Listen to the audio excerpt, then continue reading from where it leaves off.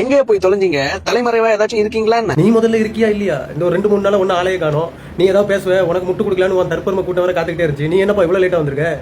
Last 3 நாள்ல மட்டும் 15,349 ரவுடிஸ விசாரணை பண்ணி அதுல 3,246 ரவுடிஸ கைதும் பண்ணிருக்காங்க. ட்ரக் கேஸ் மட்டும் 294. அதை தாண்டி கைது செய்யப்பட்ட எண்ணிக்கை எத்தனை தெரியுமா? 419. ஏன் இப்படின்னு சொல்லுவோமா? டிவிக்கு ஆட்சமைச்சையில இருந்து 25 கொலைங்க, 19 பாலியல் வன்கொடுமைகள், அதோட முக்கியமா பெட்ரோல் குண்டு வீச்சு.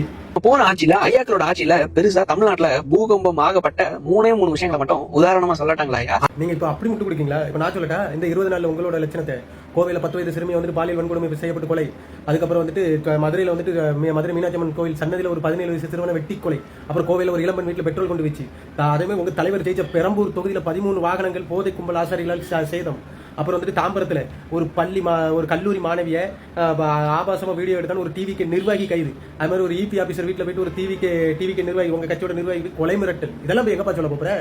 நம்மள விட்டுருங்க. ஆனா கண்டென்ட் கிடைச்சிருச்சுன்னு சொல்லிட்டு ஒரு சிறுமி கூட பார்க்காம கட்சி பிரச்சனையை மாத்தி எப்படி இந்த திமுக உளுந்த மறுப்புங்க எல்லாம் ஓடி வராங்க பாருங்களா. கண்டன் கிடைக்காம நாங்களே இருமா கண்டென்ட் ஒரு இதை கர்மாந்திரத்தை தேடி அலையிறது நீங்க.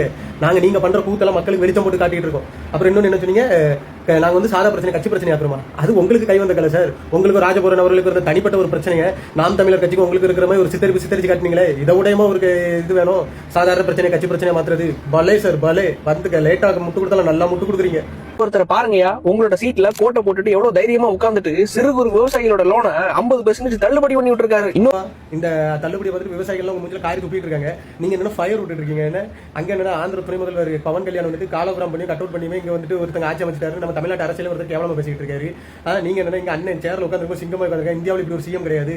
அண்ணன் பாரு டிஃபன் பாக்ஸ்ல வச்சுட்டு அவரே சோறு தின்னுட்டு இருக்காரு. நீங்க ஃபயர் விட்டுட்டு இருக்கீங்க. நம்பி தமிழ்நாடு அரசியல் தந்ததுக்கு மக்கள் என்ன பாடுபட போறாங்களோ தெரியல. ஆனா அதெல்லாம் தெரியாம நீங்க வந்து ஃபயர் விட்டுட்டு முட்டு கொடுத்துட்டு இருக்கீங்க. போய் ஒழுங்கா அரசியல் பண்ணுங்க. முதல்ல சிஎம் சார் பேட்டி கொடுக்க சொல்லுங்க மக்களுக்கு.